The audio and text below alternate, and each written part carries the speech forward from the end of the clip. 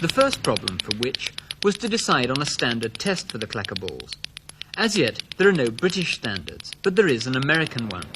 They wanted to be sure that the American standard was adequate, so they made an ultra-slow-motion film from which they were able to work out the forces generated on the clacker balls and the strains imposed on the strings in normal use. When they found that their results compared favourably with the American standard, they decided to accept this as the basis for all their tests. They tested 17 makes in all, of all shapes, colours and sizes, and all freely available in this country. They ranged in price from 15 to 50 pence. All of them were made of plastic. First of all, the clacker balls were given a general inspection. They were weighed to make sure they weren't heavier than the maximum of 50 grams laid down by the American standard. All the balls passed this first test. Next, the surface was tested for rough edges, particularly around the holes where a jagged edge could cause the string to fray. None of the balls had a completely smooth surface, and only 4 out of the 17 had holes free of jagged edges. The strings were also checked to see if the ends had been fused to prevent the knot from slipping. Any fault in the knot could cause the ball to fly off like a bullet. Only 5 had strings with fused ends. The next thing to find out was whether the balls could withstand the impact of smashing into each other over and over again. They did this by dropping a 5-pound weight onto the balls from a height of 4 feet. They filmed the results with a high-speed camera. Righto, stand clear. 3, 2, 1, go!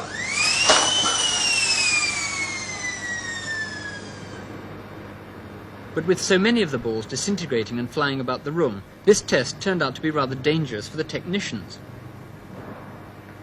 After a while, they decided that the American standard was too high for all the balls, so they reduced it for the smaller ones. 2, 1, go! Only 3 balls passed the full impact test, but even after they'd lowered the standard, only 7 got through. The ones that did get through the test were then broken up, and together with the debris of those that failed, they were inspected for what are called voids, air bubbles in the molten plastic which weaken the structure. The American standard said that there should be no voids.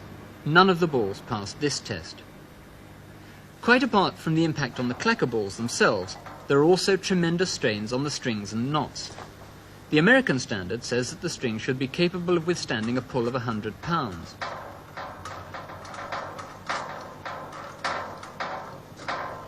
This machine can apply an exact amount of pressure and records the precise point at which the string breaks. In some cases, the string didn't break, but the knot slipped. Only 3 brands passed this test. Next, the handles which joined both strings together were tested according to the American standard of a 50-pound pull.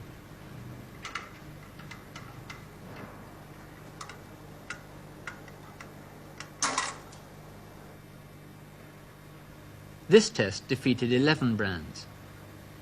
The final precaution laid down by the American standard is that the clacker ball packet should carry a warning label stating that the balls can be dangerous if they're damaged and advising that they should be inspected regularly.